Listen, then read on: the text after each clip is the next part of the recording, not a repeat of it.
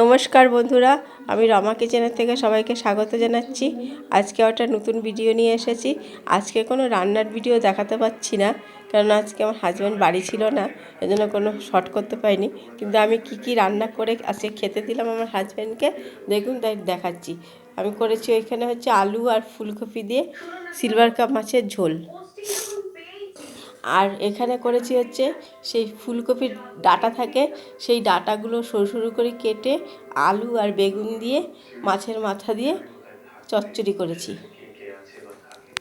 আর এখানে হচ্ছে কুমড়ো মাছের মাথা দিয়ে ঘন্ট, কুমড়োর ঘন্ট। এই রেসিপিটা আমার কাছে আছে, আমার চ্যানেলে দেখে নিতে পারেন। আর এই চচ্চড়ির রেসিপিটা আপনাদের সাথে একদিন শেয়ার করব। এটা খেতে কিন্তু খুব ভালো লাগে। ফুলকপি, এই সময় ফুলকপি দেখবেন সময় তো ফুলকপির কচি কচি ডাঁটা দিয়ে চচ্চড়ি করলে কিন্তু খেতে খুব ভালো লাগে। আর দিয়েছি ভাত আর একটা ডিম সিদ্ধ। নমস্কার বন্ধুরা।